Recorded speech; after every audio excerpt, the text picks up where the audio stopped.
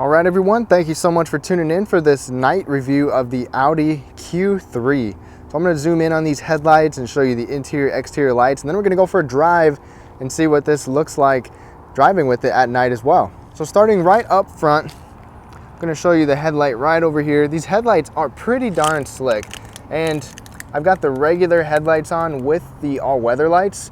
So as you can see, the little finger pattern down there, that'll match the rear tail lights, and then you've got the low beams on the outside, high beams in the middle, and then the all-weather lights on the inside, which are actually completely integrated into that headlight module. So that's pretty cool. There's actually no fog lights below, and the blinker is that little finger portion. As you can see right there, it is LED, so full LED setup right here. Definitely looks pretty nice. Got the marker light on the side as well, and those blinkers are certainly visible from the edges. And this is the turbo blue paint. Pretty slick, pretty vibrant color. It really stands out even in the night right now, so that's kind of surprising. And as you can see, you've got the LED turn signal in the mirror right there. In fact, there's even a little marker on the inside, which I don't like because it kind of confuses me with the blind spot indicator, which is on a separate part of the mirror, but still that's visible from the side as well. So you've got the safety aspect of the visibility of your blinkers. And if you want to see a full review of this vehicle, I do have a full review in the daytime and a test drive in the daytime. Now my favorite part, which is kind of gimmicky, but I think it's pretty neat, it's these sequential turn signals. So as you can see that pattern there, as it starts to laser on out to the edge, and there's that same design that we had up front. Now the only thing here is you can see that definitely doesn't look the same. The actual brake light, I guess you could say, doesn't look the same as the rest of the taillight design here, but we've got LEDs that do look pretty nice, and they're quite visible. Even the license plate lights are LED as well. Definitely lit up all around this Audi. Looks pretty nice, looks pretty sleek and pretty sharp. You can see the headlights right there. I will show you what those headlights look like in just a second, and the all-weather lights. So real quick, let's look under here, see what kind of lighting we got going on back here. So just standing here as is, it's definitely not very bright. You can't see a whole lot back there. I'm going to shine my flashlight, my little phone light back there. We've got a decent cargo area, and I'll show you a demo of that in the full review. You'll see we even have some ambient lighting on the door panel right here, right up underneath, even some in that cup holder, which is pretty cool. The rest of the back seat is lit up pretty well thanks to a couple overhead LED lights. It's not super bright, but it is good enough, and they're probably pretty targeted over to each passenger. So the back seat is lit up fairly well. The window switch is even lit up as well. Plus there's a 12-volt power outlet that has a little glowing ring around that too. And then here's the view from the back seat. If we go ahead and kind of look towards the front, everything is backlit pretty well. You can see the ambient lighting on the doors, and I'll show you how to change the colors of that in a little bit. Even some ambient lighting down by the cup holders, and that little charging pad up there, and then over on that other door as well.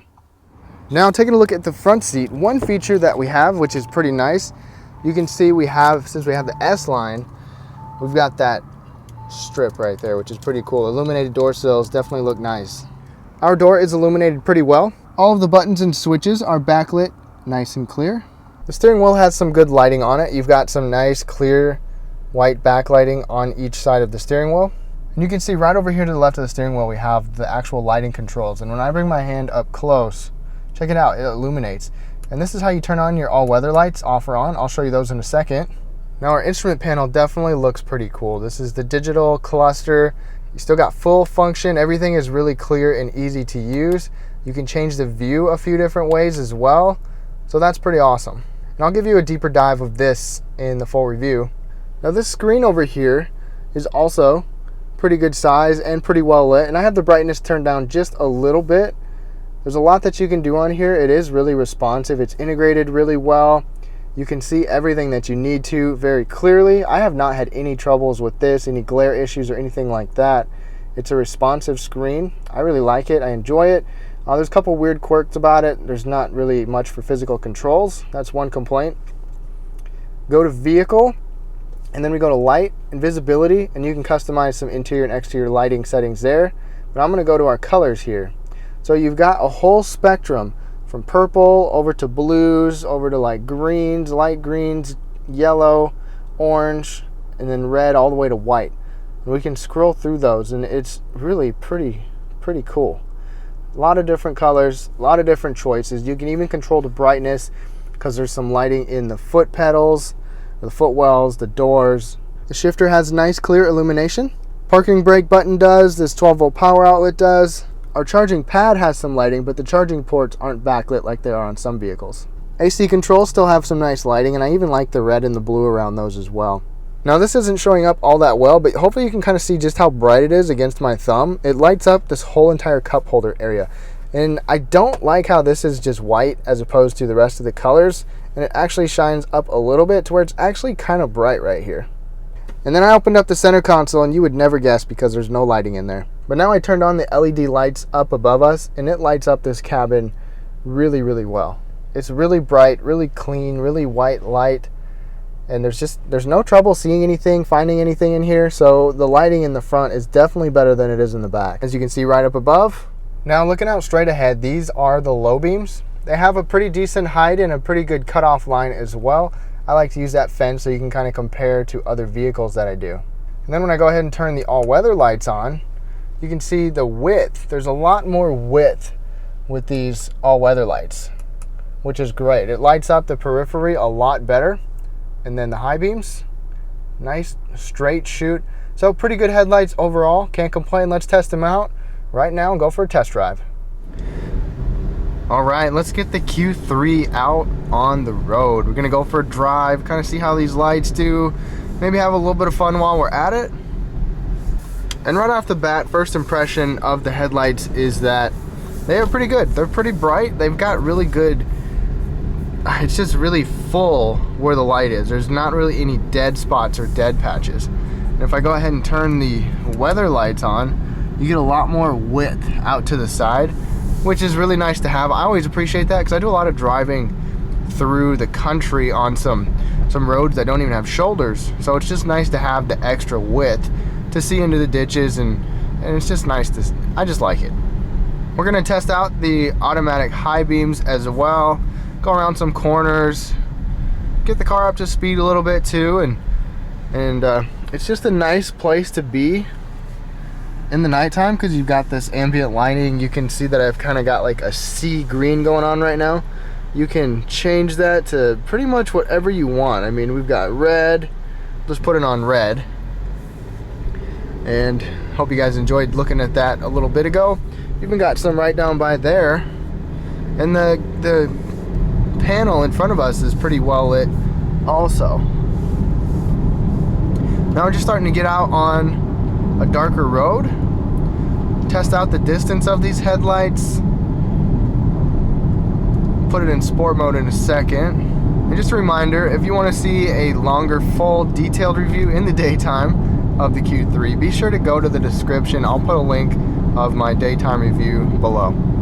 Also, if you have any tips or suggestions for these night videos on things you want to do or you want me to do or change, let me know because I'm new to doing these. I have only done a couple of night videos so far. I'm going to put it in dynamic mode and then just get on it for a second.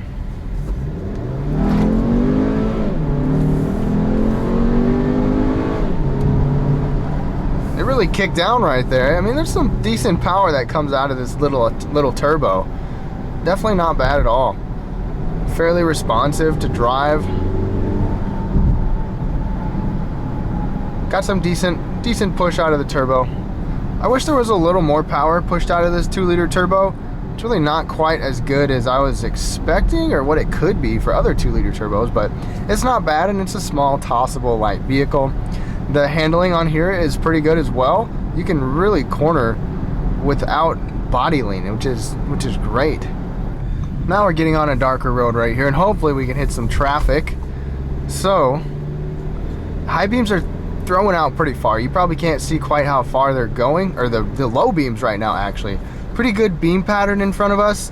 Going down here, it does kind of seem to sit a little low. Gonna put the automatic high beams on. Those high beams are great. It's a nice dead center throw. I can see the trees beyond that curve. And we'll see if we can get some oncoming traffic to get the automatic function going. They actually have some decent width to them as well. I can still see in the ditches, which is what I really want. And they didn't shut off for that car that was on the side road there, so that's something to think about. And there's no one in front of us, so let's see if we can get some traffic up here and test out these automatics. More lights right here. So high beams on, low beams on, high beams, low beams. I think the low beams do a good enough job. And the all-weather lights are on. Now they're off. Over to the other side. On, off. And then high beams on automatic. Let's try to run into someone here. I'm surprised we haven't ran into anybody yet. So another thing with automatic high beams is sometimes just street lights, things like that, can trigger them to turn off.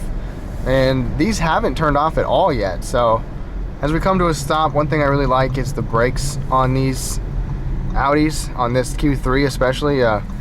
They do pretty well. And the high beams actually just shut off. I don't know if that's because of a timer or a speedometer, like a speed thing.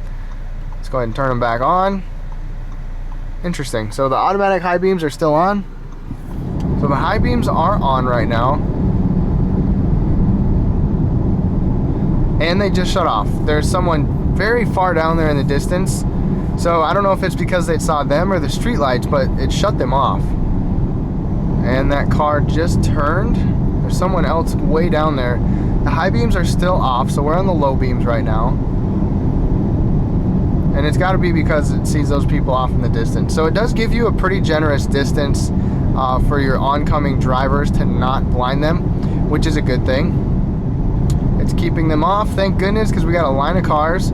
So that's good. Some of them are pretty fidgety to where they'll turn on, turn off. And these are doing a pretty good job. Now, no one's in front of me except the street light, and the high beams are still off. High beams are off, so we're on the low beams. Now the high beams just turned on. There was a car off in the distance in front of me going the same way I was, and pretty much once they came out of view, it turned them on, but it just turned them back off for whatever reason, probably because of that street light. I'm not sure. The low beams are still on, and I wish the high beams were on right now. There's quite a bit of light coming from that building with all the Christmas lights on, so that could be it. We'll see if it changes when we get past. Still, oh, high beams just came on, and then they turned off right away when that car came over the hill. So these are pretty responsive. They are sensitive to some light, which is a good thing, like some building lights, I guess. But I haven't flashed anybody or blinded anybody yet, which is a good thing. So I think they're doing their job, and they just turned back on. So very good job by Audi with these automatic high beams. And that's going to be a wrap on this night video. Thank you so much for tuning in. Be sure to watch this full review and some other reviews. I do all sorts of different videos on these different cars every single week. Thank you so much for tuning in, and we'll catch you later.